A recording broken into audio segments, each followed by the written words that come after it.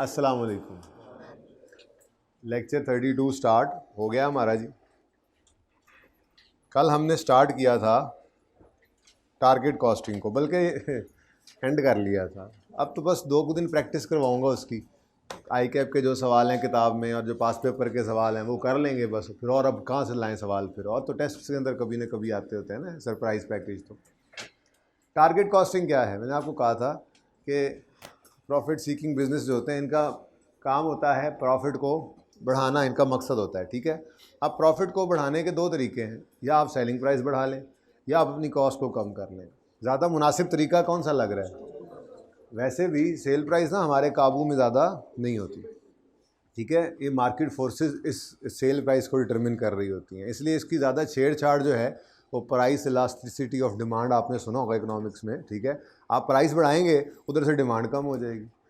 ये तो एक जनरल बात है लेकिन वैसे भी ये जो टारगेट कॉस्टिंग का टॉपिक है, ये टॉपिक वैसे ही नई प्रोडक्ट के ऊपर अप्लाई होता है जो ऑर्गेनाइजेशंस लॉन्च करने जा रही होती हैं। मैंने आपसे अर्ज़ किया था कि आईकेप अपने सवालों के अंदर एग्जिस्टिंग प्रोडक्ट पे भी लगवा देता है। फिर ये टेक्नोलॉजी रिलेटेड चीज़ें जो है, मोबाइल हो गया, लैपटॉप हो गया, एसी हो गया, जिनमें बहुत सारी चीज़ें कंपोनेंट्स यूज़ हो रहे होते हैं, ये उनके ऊपर अप्लाई होता है। लेकिन आई कैप ने पास पेपर हम करेंगे इंशाल्लाह, आइसक्रीम पे भी अप्लाई किया होगा।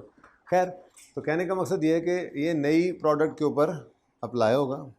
ठीक है, अब नई प्रोडक्ट जब हम लॉन्च करने जा रहे हैं तो वो ऑलरेडी मार्केट के अंदर कंपेटिटर्स की चल रही होती हैं, तो इस वजह से भी ये सेलिंग प्राइस जो है इसको छेड़ना थोड़ा रिस्की ज़्यादा हो जाता है। एक तो नए आ रहे हैं, ऊपर से फिर महंगी प्रोडक्ट भी हो। ठीक है, तो ये मुनासिब नहीं है। तो फिर टारगेट कॉस्टिंग क्या कहती है? आप प्रॉफिट को बढ़ाएं अपनी कॉस्ट को कम करके। ठीक है, तो टारगेट कॉस्टिंग का ये फोकस होता है कि आपने प्रॉफिट बढ़ाना है, इसको नहीं छेड़ना, और कॉस्ट को कम करने की कोशिश करनी है। और अगली बात, अगेन कॉस्ट को कम करना है, लेकिन ये नहीं कि क्वालिटी इन्फीरियर बना देंगे। हम अपनी प्रोडक्ट का डिज़ाइन ही स्टार्ट के अंदर ऐसा करेंगे कि उसके ऊपर कम से कम मटेरियल लग के वो अच्छी कैसे बन जाती है, कौन सा मटेरियल, ये सोचते हैं ना प्रोडक्शन वाले, कौन सा मटेरियल कम लग जाए। ये तो अब वो कॉस्ट गैप एंड पे बात करेंगे, छोड़ें इसको, छोड़ें। फिलहाल क्या बात कर रहा हूँ मैं? कॉस्ट को कम से कम करना है। अच्छा, अब इस टॉपिक के अंदर आपने इन 6 स्टेप्स के अंदर रहते हुए इस सवाल को सॉल्व करना है। बेसिकली सवाल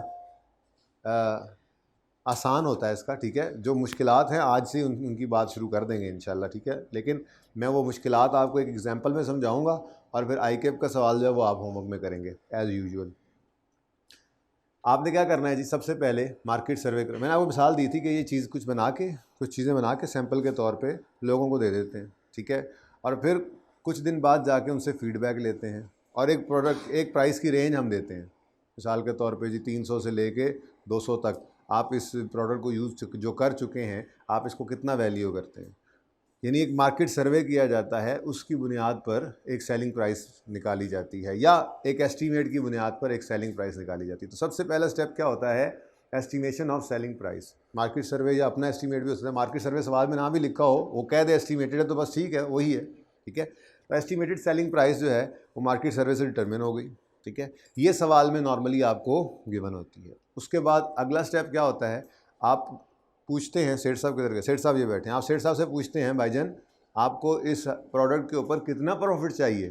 तो मिसाल के तौर पे उन्होंने कहा था कि जी 60,000 की ये जो आपने सेलिंग प्राइस सेट की है मार्केट सर्वे से, हर 60,000 वाले मोबाइल के ऊपर अगर मुझे 10,000 का प्रॉफिट मिल जाए तो मेरे लिए काफ़ी।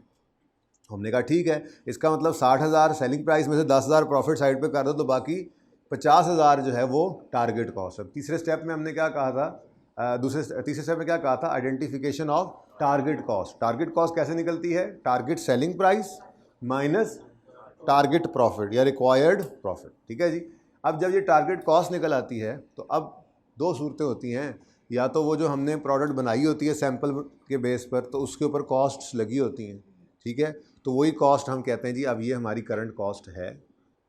ठीक है, या जैसे आई कैप करता है अपने करंट प्रोडक्ट के ऊपर लगवा देता है तो उसकी करंट कॉस्ट ऑलरेडी हमारे पास होती है। ठीक है, या नहीं बनाई प्रोडक्ट मिसाल के तौर पे, तो प्रोडक्शन डिपार्टमेंट से पूछ लेंगे, अपने प्रोडक्शन मैनेजर से पूछ लेंगे, भाईजान ये प्रोडक्ट बनानी है, कितनी कॉस्ट में बना के दोगे? वो फिर अपने एस्टीमेट्स लगाएगा, इतने का मटेरियल लगेगा, इतनी ये मटेरियल लगेगा, इतने का मिलता है, ये वाली लेबर लगेगी इतने पर, और ये वाले ओवरहेड्स हैं, तो वो सारा एस्टीमेट करेगा।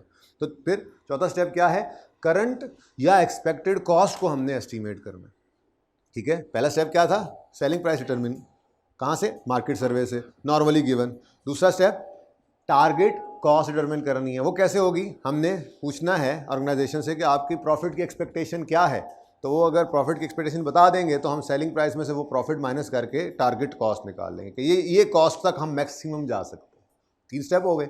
चौथे स्टेप में क्या करेंगे, करंट या एक्सपेक्टेड कॉस्ट डिटरमिन करेंगे। तो हमने मिसाल के तौर पे 50,000 टारगेट कॉस्ट सेट की थी, अगर हमें वो मोबाइल बनाने के ऊपर 55,000 लग रहे हैं तो फिर तो गड़बड़ है, ठीक है। 5,000 का गैप आ गया, क्या आ गया जी, तो ये 5वां स्टेप क्या है, टारगेट कॉस्ट का गैप डिटरमिन करना। और ये गैप कैसे डिटरमिन होता है, जो हमने करंट कॉस्ट इनकर कर रहे हैं या करेंगे, एक्सपेक्टेड कॉस्ट जो है उसको उसमें से माइनस करते हैं, यानी उनका इन दोनों का डिफरेंस लेते हैं, करंट या एक्सपेक्टेड कॉस्ट और टारगेट कॉस्ट का, तुम्हारे पास क्या आ जाएगा, कॉस्ट क्या, ठीक है। और फिर इसको छठे नंबर पे आई कैप रिमूव भी करवा लिया करता है, यानी आपसे रिकमेंडेशंस मांग ली जाती हैं, अच्छा जी बताएं अब इस टारगेट कॉस्ट के गैप को कैसे ब्रिज करना है, कैसे रिमूव करना है, कैसे ख़त्म करना है, ठीक है। तो इसके अंदर फिर कुछ थोड़ी बहुत बातें, जैसे मैंने आपको अभी कहा था कि आप जो है वो अपनी क्वालिटी को तो कम्प्रोमाइज़ कर नहीं रहे, आप डिज़ाइन ऐसे करें प्रोडक्ट को कि यार इसके अंदर वो मटेरियल अच्छे वाला लगा देते हैं, वो कम लगेगा, थोड़े पैसे यहाँ से बच जाएंगे, यार लेबर को कहते हैं कि थोड़ा सा जो है वो कुछ उनका बोनस लगा देते हैं कुछ इस किस्म का कि वो कम टाइम में ज़्यादा काम करने लग जाए, यहाँ से हमें कुछ सेविंग हो जाएगी। तो मुख्तलिफ स्टेप्स लेकर हम कोशिश करेंगे कि हम इस गैप को कवर करें, ठीक है जी, सही है। तो ये 6 स्टेप्स थे। Number 1 estimation of selling price, ठीक है, जो मार्केट सर्वे से आई। Number 2 estimation of target cost, वो निकलेगी सेलिंग प्राइस, जो एस्टिमेट सेलिंग प्राइस है माइनस टारगेट प्रॉफिट करके। उसके बाद तीसरे स्टेप पे कैलकुलेशन ऑफ करंट या एक्सपेक्टेड कॉस्ट, फिर टारगेट कॉस्ट और एक्सपेक्टेड कॉस्ट का डिफरेंस लेंगे तो टारगेट कॉस्ट का गैप आ जाएगा। अगर 50,000 हमने कॉस्ट डिटरमिन की थी और 55 आई है करंट, 50,000 टारगेट कॉस्ट थी और 55 आई है करंट कॉस्ट, तो ये 5,000 का गैप है। और अगर 50,000 कॉस्ट डिटरमिन की है और 45,000 एक्सपेक्टेड कॉस्ट है तो फिर तो कोई कॉस्ट गैप नहीं है, ठीक है। अच्छा, कॉस्ट गैप निकल आएगा तो फिर उसको रिमूव करने के लिए, क्लोज करने के लिए, ब्रिज करने के लिए क्या स्टेप्स उठाने हैं वो भी पूछे जा सकते हैं, ठीक है। अच्छा, यहाँ तक कोई मसला।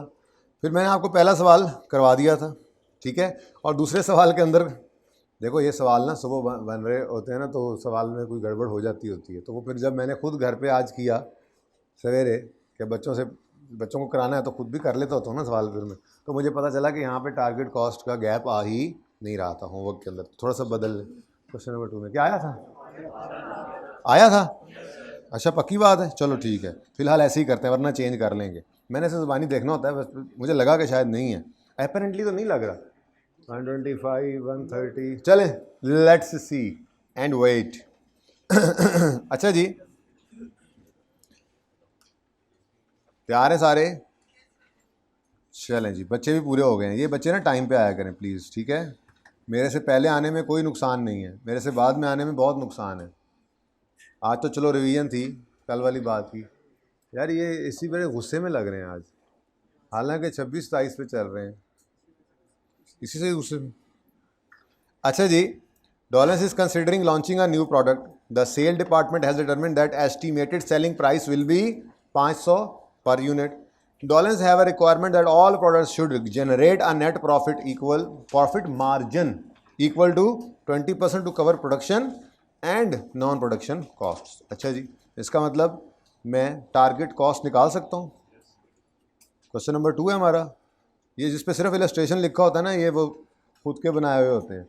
और फिर आई कैप की एग्जांपल हैं, आई कैप के पास पेपर्स हैं, यही कुछ एरियाज़ हैं। बाकी किसी और बॉडी का कोई सवाल मुझे कभी किसी टॉपिक में मिल जाता है, ACCA का, ICMA का, तो मैं वो भी आपको यहाँ पर करवा दूंगा, उसका मैं रेफरेंस लिख दूंगा। लेकिन आपको इससे कि आपके सामने तो सवाल आ रहे हैं और वो भी इस तरह से आ रहे होते हैं कि आप घर पे पहले करते हैं, उसके बाद फिर अगले दिन सोल्यूशन मिलता है। और अब ये डिसाइडेड है कि ये सारा सेशन ऐसे ही रहेगा, ठीक है, ओके। जज़ाकल्लाह। अच्छा जी, सबसे पहला स्टेप क्या हुआ करता है जी हमारा, हमने क्या करना है जी, कैलकुलेट करनी है टारगेट कॉस्ट ना, सेलिंग प्राइस लेस प्रॉफिट करेंगे तो टारगेट कॉस्ट ही आती है ना, ये पहला स्टेप होता है। मैंने सवाल पहला नहीं किया था, कहीं किया था ना, वाह हाँ वर्किंग में, तो वर्किंग में, वर्किंग में अभी दिखाता हूँ, ये देखें, नहीं कहाँ गया, ओ माय गॉड, चलें ठीक है कोई बात नहीं, ये सवाल पर यहाँ कर लेते हैं भाई। सबसे पहला स्टेप हमने किया था calculation of target cost. Target cost के अंदर ये दोनों चीज़ें आ जाती हैं ना भाई। पहला स्टेप क्या, वो एस्टिमेटेड सेलिंग प्राइस आपने कैलकुलेट नहीं करनी है, वो गिवन होती है मार्केट सर्वे से। आपने टारगेट कॉस्ट कैलकुलेट करनी होती है, और टारगेट कॉस्ट कैसे निकलती है, सेलिंग प्राइस जो एस्टिमेटेड है उसमें से प्रॉफिट का अपना एक्सपेक्टेड प्रॉफिट अपना लेस करें, ठीक है। तो पहला स्टेप क्या होता है हमेशा, calculation of target cost.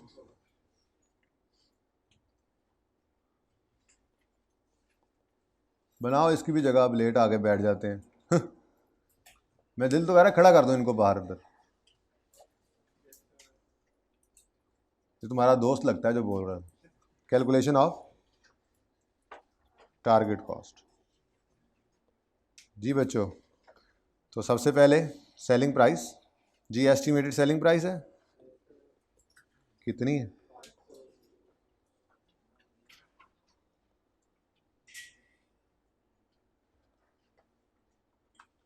Estimated selling price 500।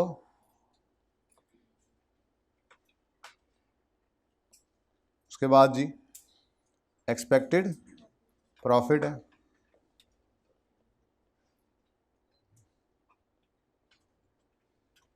और वो उन्होंने कहा है जी मार्जिन। मार्जिन का मतलब क्या होता है, बेसिक्स में हमने पढ़ा था, मार्जिन मतलब ऑन सेल और मार्कअप मतलब ऑन कॉस्ट। इतना तो पता है ना, जिन्होंने नया ज्वाइन किया उनको भी इतना तो पता होना चाहिए, नए वही हैं जो पहले पढ़ के इतना तो पढ़ा ही होगा कि मार्कअप मार्जिन क्या होता है। नहीं तो बेसिक्स वाले लेक्चर बहरहाल आप हजरात ने भी लेने ही हैं, ज़रूरी हैं वो लेने, जितना जल्दी हो सके वो ले लें, तो उसके अंदर इंशाल्लाह आपको ये रिवीजन मिल जाएगी, ठीक है जी।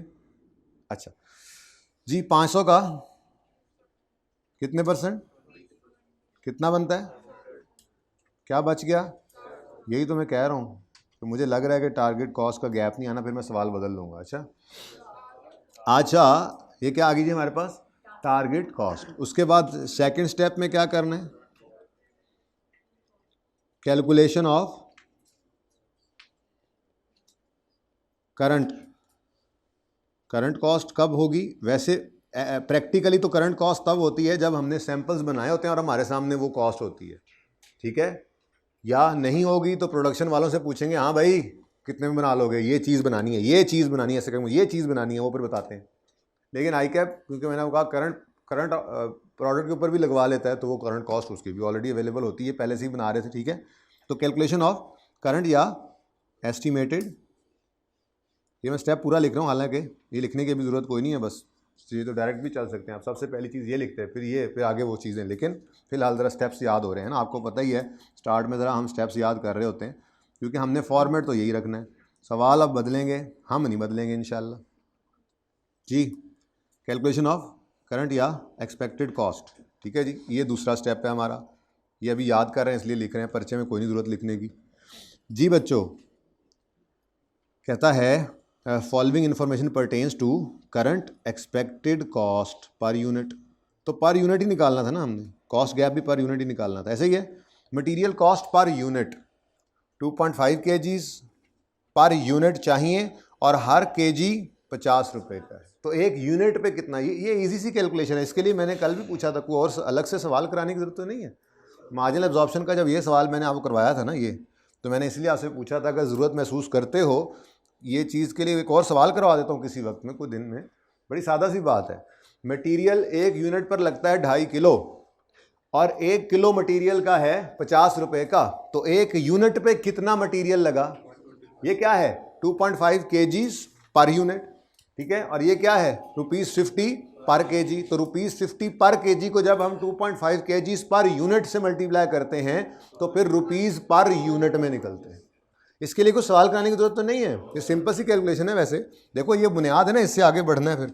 तो मटीरियल, भाई कह रहे हैं कॉस्ट भी लिखें, ये लें जी कॉस्ट भी लिख लिया।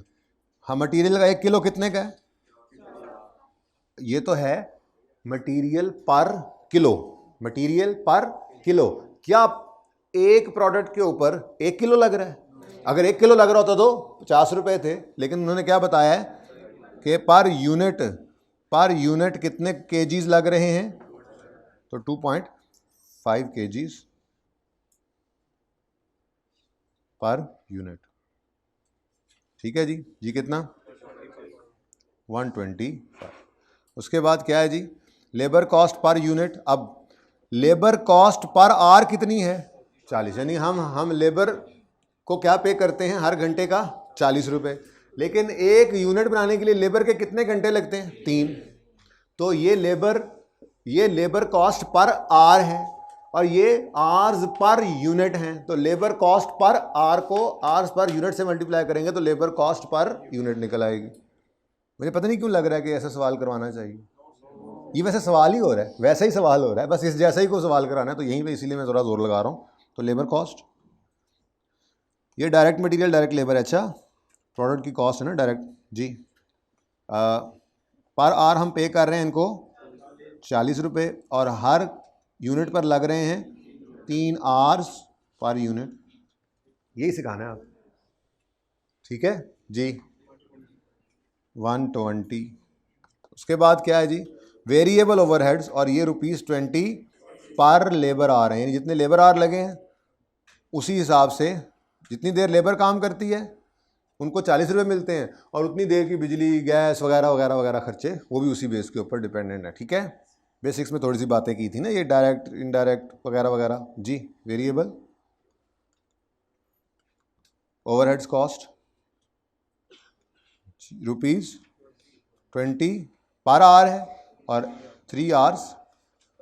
और अगर सवाल के अंदर मैंने आपको कल भी बताया था मशीन आवर्स दे देता तो फिर हम देखते कि उसने किस बेस के ऊपर वेरिएबल को बेस करवाया हुआ है, मशीन आवर्स पे भी बेस करवा सकता था। ठीक है, अच्छा जी।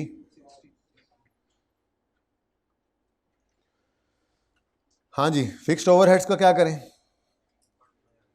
फिक्स्ड ओवरहेड्स का क्या करें, ऐसे नहीं है, मैंने इसीलिए कल लिखा था जो हमने करंट कॉस्ट निकालनी है उसमें direct material, direct labour, variable overheads, fixed overheads, absorbed वाले क्यों, क्योंकि हमने एब्जॉर्प्शन रेट निकाला होता है और एस्टिमेट ही कर रहे हैं अभी भी बैठकर।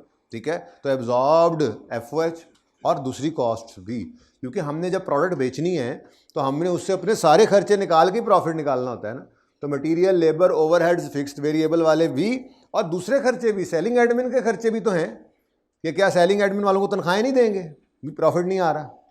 तो प्रोडक्ट जो है उसकी सेलिंग प्राइस जो सेट की जाती है प्रॉफिट लेने के लिए, वो सारी कॉस्ट को कवर करके उससे ऊपर प्रॉफिट दे रही होती है ना। तो यहाँ पर सारी कॉस्ट, ठीक है, ये प्रोडक्ट की कॉस्ट नहीं निकाल रहे हैं हम, प्रोडक्ट की कॉस्ट आज भी इधर ही है, मार्जिनल के अंदर और एब्जॉर्प्शन के अंदर ये प्रोडक्ट कॉस्ट है, लेकिन यहाँ प्रोडक्ट कॉस्ट नहीं निकाल रहे हम, यहाँ पे तो हम करंट कॉस्ट निकाल रहे हैं ताकि टारगेट कॉस्ट निकाल के प्रॉफिटेबिलिटी निकाल सकें।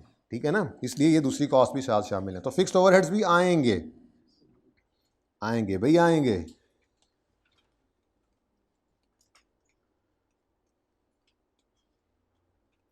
फिक्स्ड ओवरहेड्स की कॉस्ट है, ये ₹10 गिवन है और ये भी पर लेबर आवर गिवन है, तो 3 आवर्स पर यूनिट, हर लेबर के ऊपर इतने यूनिट, हर यूनिट के ऊपर 3 घंटे लगते हैं लेबर के, तो उसी वजह से जी 30। और तो कोई खर्चा नहीं है, है 8% ऑफ सेलिंग प्राइस, ये सेलिंग कॉस्ट है। तो सेलिंग कॉस्ट क्या है जी, 8% ऑफ व्हाट, अब 8% इंटू ₹500 करेंगे, 8% ऑफ 500 है सेलिंग प्राइस जी 40। यार ये तो देखो ना, चलो आप कहते हैं तो मान लेता हूँ जी। उसके बाद क्या है, मुझे ज़बानी देख के वैसे ऐसे ही लग रहा था कॉस्ट गैप नहीं, एडमिनिस्ट्रेशन कॉस्ट है 12% ऑफ प्रोडक्शन कॉस्ट। अब प्रोडक्शन कॉस्ट जो है वो ऊपर 125 है, बोलो हाँ जी, अच्छा हाँ 12% भाई कह रहे हैं, पहले लिखें 12% इंटू, अब प्रोडक्ट की कौन सी कह रहा है, प्रोडक्शन कॉस्ट का 12% एडमिन भी होता है, तो 125 प्लस 120 प्लस 60 प्लस 30 जी, बोलें जी 40 आ गए। ये टोटल कितना बना कसमें शायद ये परसेंटेज जो मैंने अंदाजे में लगाई थी ना, शायद ऐसे करके मुझे लग रहा था कि शायद ये थोड़ा सा, क्योंकि अगर ये 390 हो जाता तो हम क्या कहते, लो जी टारगेट कॉस्ट 400 है, 10 रुपये के और प्रॉफिट आ गया सेठ साहब, मजे।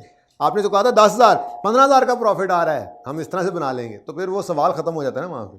तो आई कैप ने तो इस सवाल के अंदर आपसे क्या निकलवाना है, कॉस्ट गैप निकलवाना है, ठीक है। ये वाला, अच्छा, और ये क्या आता है? अच्छा ऐसा करो, मुझे कैलकुलेटर दे दो, तुमने दे भी दिया है, बेशरम आदमी। एक minute please please, one minute. 125 plus 120 plus 60 plus 30 लिखकर इक्वल टू दबाएं, 330।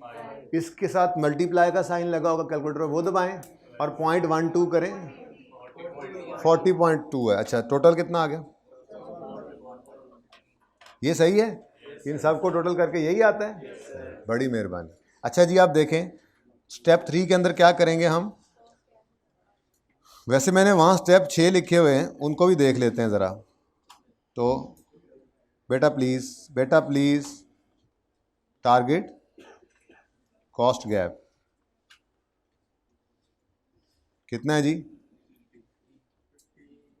अब सेठ साहब कह रहे हैं भाईजान मुझे नहीं पता, ये 15 रुपये का गैप फिल करो, मुझे तो प्रॉफिट 100 रुपये ही चाहिए, मैं प्रॉफिट नहीं छोड़ने वाला, ठीक है।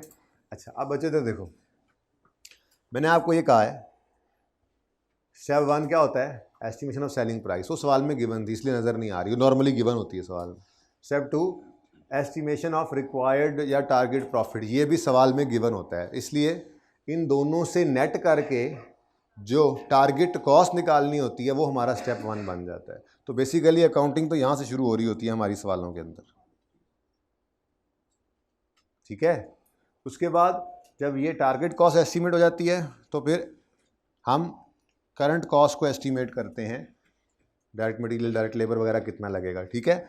और फिर तीसरा स्टेप क्या है, टारगेट कॉस्ट का गैप कितना है ये निकल आता है। कभी ये पूछता है कभी ये नहीं भी पूछता, लेकिन ये 3 चीज़ें आपके सामने सवालों में रहेंगी, इसीलिए मैंने आपको क्या बताया, हर सवाल के अंदर हमने क्या करना है, सबसे पहले टारगेट कॉस्ट आइडेंटिफाई करनी है, फिर करंट कॉस्ट निकालनी है और फिर टारगेट कॉस्ट का गैप। अब सवाल मुश्किल होते जाएंगे, चीज़ें बढ़ती जाएंगी, लेकिन आपकी बुनियाद यही रहनी चाहिए, ठीक है। ओके डन जी, एक्सक्यूज्ड।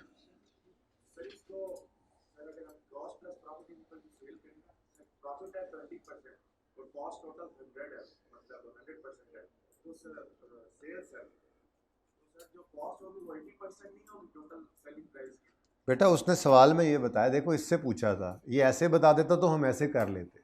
हमने सेठ से पूछा भाई क्या चाहते हो, उसने कहा हर यूनिट के ऊपर जो सेलिंग प्राइस तुमने 500 कही है ना, इसमें से 100 मेरा है।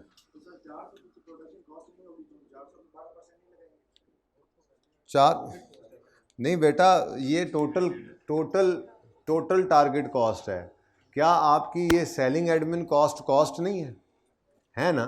तो यहाँ पर अच्छा वो आप कह रहे हो ये 12% उस पर क्यों लगा, क्योंकि उसने सवाल में लिख दिया है, वो ये कह सकता था 12% ऑफ टोटल कॉस्ट, तो फिर आप इस सारे का 12% लेते और 40, ये जो आंसर है आपने शायद 48 इससे निकाला था, आपने प्लस पता नहीं क्या किया होगा, ठीक है। तो वो एक्स अज्यूम करना पड़े और पता नहीं क्या वो टोटल कॉस्ट, ये टारगेट कॉस्ट, पता नहीं क्या करना पड़ेगा, सवाल बदलेगा तो डाटा बदलेगा, इस हिसाब से सवाल के अंदर चीज़ें दे देगा आपको, ठीक है ना। अभी बताता हूँ वो टारगेट कॉस्ट और इस तरह के डाटा मिस हो तो एक्स अज्यूम करके चल लेते थे, मैथमेटिक्स भी तो है ना कॉस्ट में, तो वो भी कर लेते हैं। फिलहाल इस सवाल के अंदर क्लियरली लिखा हुआ था उसने कि आपने 12% किसका लेना है, प्रोडक्शन कॉस्ट का। अभी आगे बढ़ते हैं, आगे हैं 2 सवाल और घर पे करने के लिए दिए, तो उन्होंने मसला है छोटा सा, चलें आगे। अच्छा जी, उसके बाद क्वेश्चन नंबर 3 आता है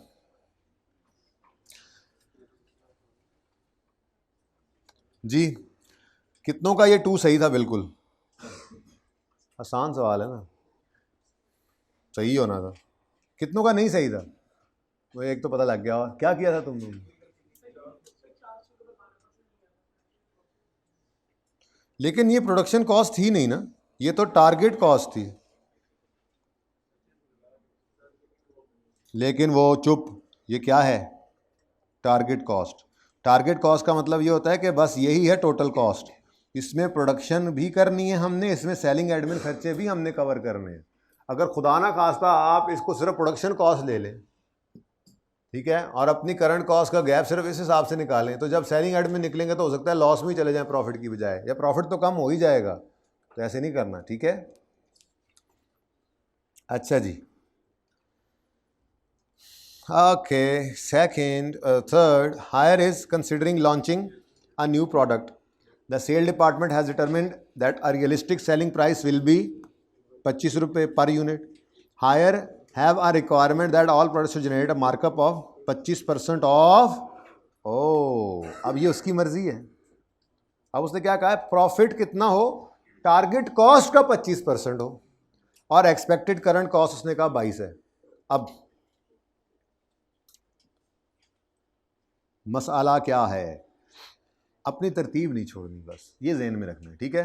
बस हेडिंग बनाना अब छोड़ रहा हूँ मैं, ज़रा छोटे सवाल ना आगे जाके फिर कर लेंगे जी। सबसे पहले टारगेट सेलिंग प्राइस बताओ, 25 रुपीज़ है। अच्छा, उसके बाद लेस क्या करते हैं इसमें से, रिक्वायर्ड प्रॉफिट कर लो यार, एक्सपेक्टेड प्रॉफिट एक ही बात होती है, रिक्वायर्ड प्रॉफिट। अब रिक्वायर्ड प्रॉफिट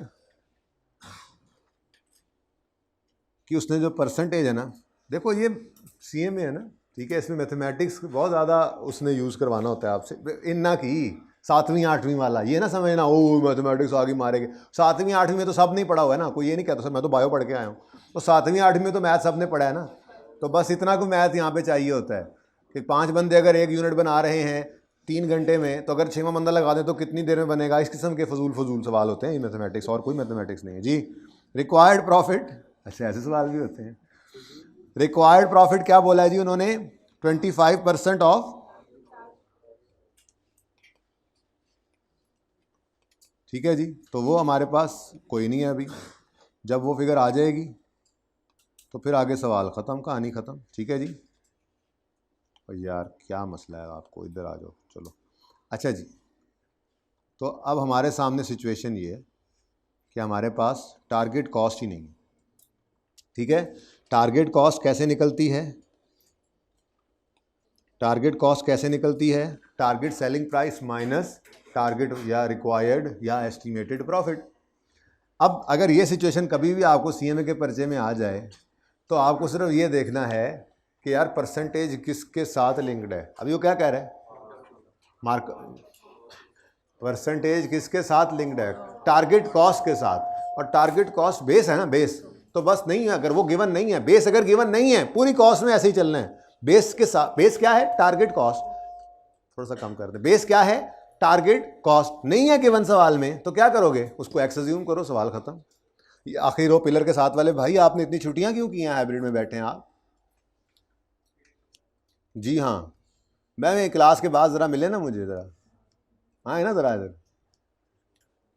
नहीं, बगैर खुशबू लगा के, साफ़ सुथरे आदमी है वो, तुम्हारी तरह नहीं है खुशबू लगा के मिलना पड़े उन्हें, ना के ही नहीं आके जी।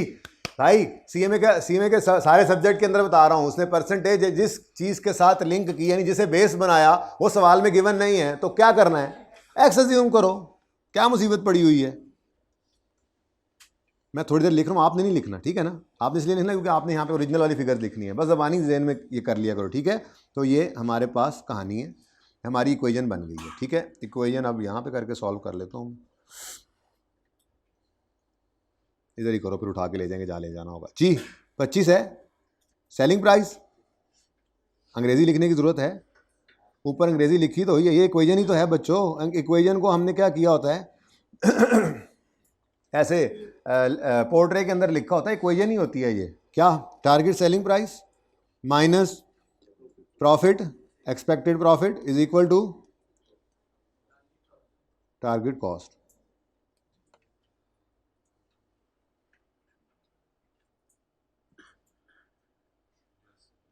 समझ आ रही है, तो वही लिखा होता है हमने ऐसे कॉलमनर फॉर्म में। अच्छा जी, तो टारगेट सेलिंग प्राइस क्या है जी, 25, प्रॉफिट लेना है टारगेट कॉस्ट का 25%, वही नहीं पता तो कोई बात नहीं, 25% ऑफ एक्स यानी 0.25x हो गया, ठीक है। अब ये 25 मैथमेटिक्स चल पड़ी, -0.25 ऑफ x, और जहाँ कुछ नहीं होता वहाँ पे क्या होता है 1x, ठीक है। उसके बाद इस -0.25 को जब इधर लेके जाएंगे तो ये प्लस हो जाएगा, 25 is equal to 1.25 of x, तो x कितना आ गया 25 डिवाइडेड बाय, अब इतनी को मैथमेटिक्स तो आपको आनी चाहिए, वैसे मैं तो सिखाता ही रहूँगा सारी CMA में जी। 20, तो टारगेट कॉस्ट क्या आ गई 20, ठीक है। अब यहाँ पे आपने आके लिखा टारगेट कॉस्ट 20, ठीक है। ये अब मैं अंग्रेजी मिटा दूँ ना ऊपर वाली, किसी ने पिक्चर लेनी है तो अभी ले लें, बाद में ना कहना फिर बताया नहीं। मैं इसलिए कह रहा हूँ बच्चों के मैंने अब ये थोड़ी अंग्रेजियाँ कम कर देनी है और सिर्फ पर्चे के अंदर जितनी मतलब की बात है ना वो छोड़ देनी है, और पर्चे के अंदर तो मेरे ख्याल में डायरेक्ट ये इक्वेशन लिखनी चाहिए, इसको मैं हाईलाइट कर देता हूँ। वो तो सिर्फ आपको समझाया था, पर्चे में तो आप वर्किंग करेंगे सिर्फ इतनी सी, ठीक है ना।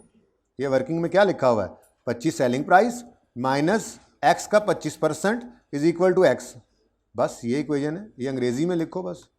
तो ये सारी बातें आपको समझाने के लिए थी, उम्मीद है तस्वीर बना ली होगी आपको।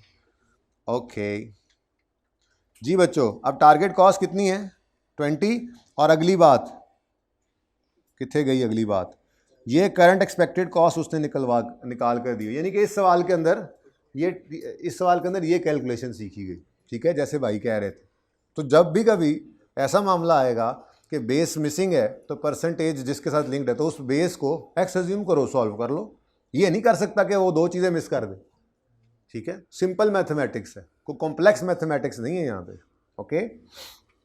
तो टारगेट कॉस्ट के बाद दूसरा स्टेप क्या होता है, ये पहला स्टेप आ गया ना टारगेट कॉस्ट कैलकुलेट की, दूसरा स्टेप क्या होता है, इसमें इसको कंपेयर करेंगे किससे, करंट कॉस्ट के साथ, जो कैलकुलेट करते थे लेकिन आज उसने निकाल कर दी हुई है। तो करंट कॉस्ट कितनी है, करंट कॉस्ट या एक्सपेक्टेड जो लफ्ज़ लिखा हुआ है आपके लिए वही लिख देता हूँ,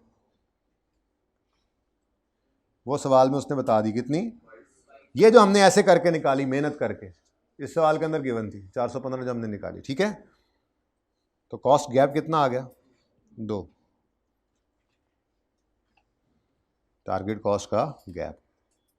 हम कह रहे हैं टारगेट कॉस्ट जो है वो 20 रुपये हो और एक्सपेक्टेड या एस्टिमेटेड या करंट कॉस्ट आ रही है 20 रुपये हो और आ रही है 22 रुपये, तो 2 रुपये को किसी तरह से अब कम करना है, ये इस टॉपिक की यही अप्रोच है, ठीक है। तो वो छठा स्टेप बन जाता है, यानी वो फिर थ्योरेटिकली डिस्कस करके रिकमेंडेशंस लेनी होती हैं, वो भी बात कर लेंगे, फिलहाल ऐसे सीखते रहिए।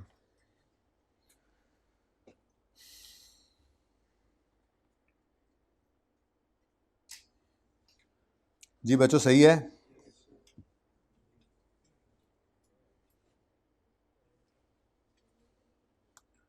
अच्छा जी, ये ऐसे ही वर्किंग हुई है, ठीक है ना, वर्किंग 1 जैसे, और वर्किंग 1 से फिर मैंने x को सॉल्व किया तो मेरे पास, अच्छा ये चेक भी कर सकते हैं आप, वैसे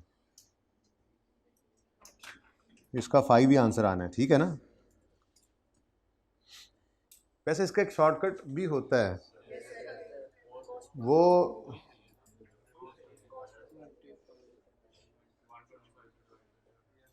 जो परसेंटेज गिवन है 25, ठीक है, इसको डिवाइड कर दो 100 प्लस दिस परसेंटेज से और लगा इसी 25 पे दो, लेकिन ऐसे करो ना फिलहाल जैसे सिखाया है, क्योंकि हर जगह नहीं भी ये बातें याद रहती, लेकिन अगर किसी को ये शॉर्टकट यूज़ कर, shortcuts are always open for you, मुझसे मशवरा ना लिया करें अगर आंसर आप सही निकाल रहे हैं तो, ठीक है। लेकिन मैंने आपको ज़रा खुली डुली करके बात समझानी होती है, ठीक है, तफसील से इन डेप्थ जाके, तो मैं पूरी बात तफसील से कर रहा हूँ और आसान वाला वो काम कर रहा हूँ जो हर किसी को आता है, ठीक है। बाकी आप यहाँ पर अगर 25 को करें मल्टीप्लाई, 25 को मल्टीप्लाई करें, 25 डिवाइड करें 125 से, तो आंसर 5 ही आ जाएगा, तो ये फिगर भी निकल सकती है, ठीक है।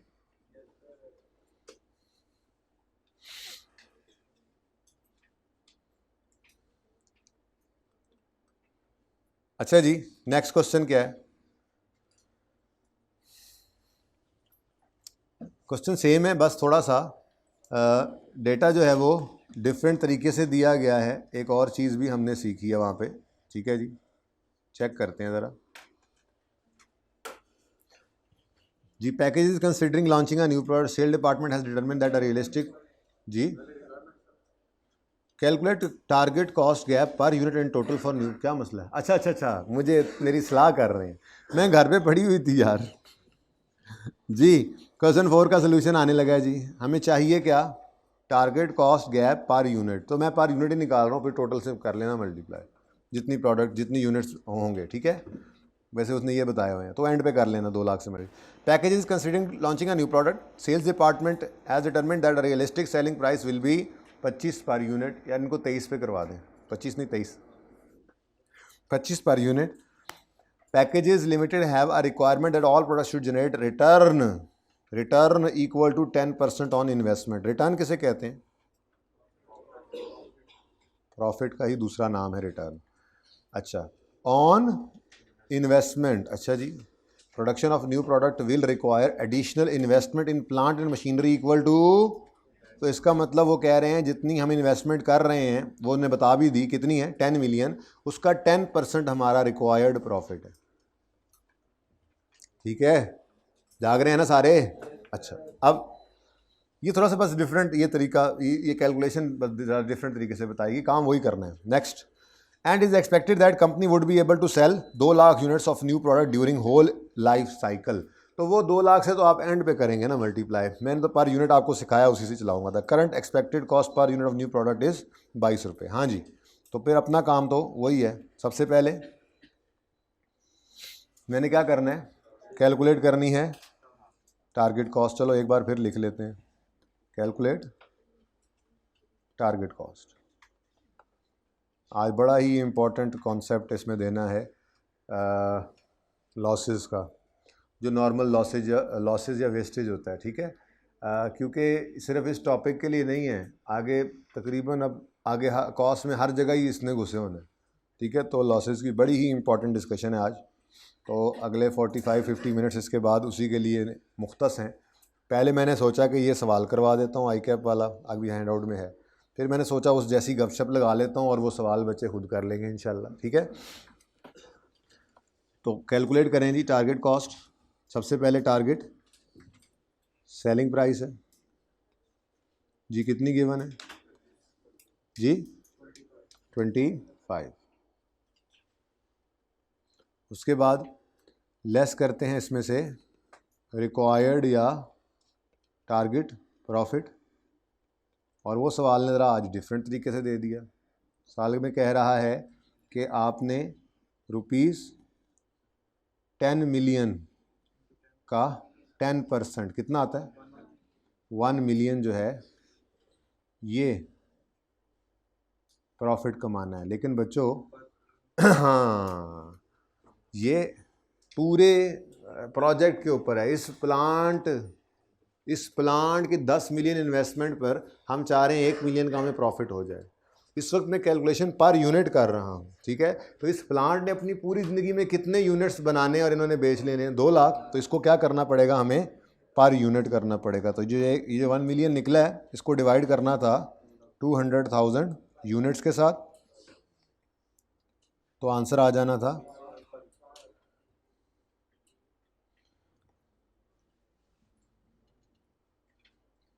5 रुपये।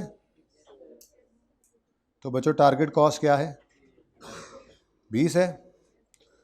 और स्टेप 2 में क्या कैलकुलेट करते होते हैं? क्या कैलकुलेट करते हैं जी? जी नहीं बेटा, स्टेप 2 में हम करंट कॉस्ट निकालते हैं, करंट एस्टिमेटेड कॉस्ट, जो कि इस सवाल के अंदर कैलकुलेट नहीं की हमने। अगेन क्या थी? गिवन थी, आंसर सेम है। 2 रुपये क्या आ गया? टारगेट कॉस्ट का गैप।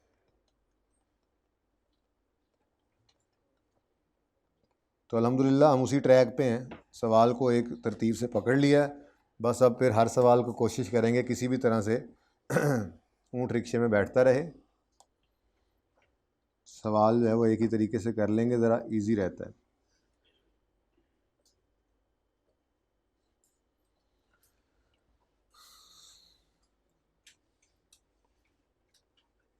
जी बच्चों, चलें आगे। कोई क्वेश्चन है तो पूछ सकते हैं आप। नहीं,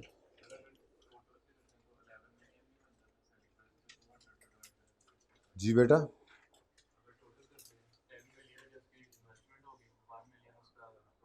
हाँ तो यहाँ पे भी तो 25 इंटू 200,000 करोगे ना, तो उसका आसान हल क्या है, रिक्वायरमेंट क्या है, calculate target cost gap per unit. तो जब टारगेट कॉस्ट गैप निकला है ना 2 मिलियन, तो इसी को 2 लाख से मल्टीप्लाई करो, टोटल टारगेट कॉस्ट का गैप निकाल लो। हर जगह पे यहाँ 2 लाख से मल्टीप्लाई करो, यहाँ 2 लाख से मल्टीप्लाई करो, फिर ये काम ना करना, वो 1 मिलियन ही बल्कि आ जाएगा, सॉरी ठीक है, ये 1 मिलियन पूरा आ जाएगा।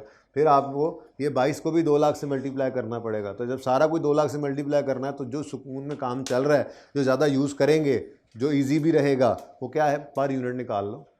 वो सिर्फ टोटल भी मांगता तो मैं कहता पर यूनिट निकालो, एंड पे सिर्फ क्या करना है, into 200,000 is equal to total, वो भी लिख दो कि target cost gap per unit है। और अगला काम क्या है जी,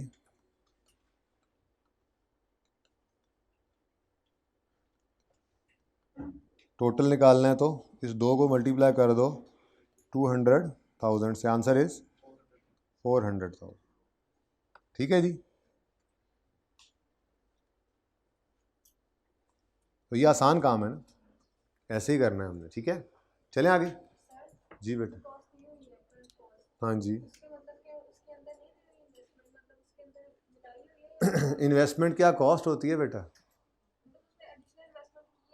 बेटा नहीं, हम ये कह रहे हैं कि नई प्रोडक्ट बना रहे हैं, उसके लिए नया प्लांट लगाना है, वो जो है वो 10 मिलियन का आएगा। हम ये चाहते हैं कि इस प्रोजेक्ट से हमें 1 मिलियन मुनाफा हो जाए, तो वो मुनाफा है, देने का तरीका डिफरेंट है।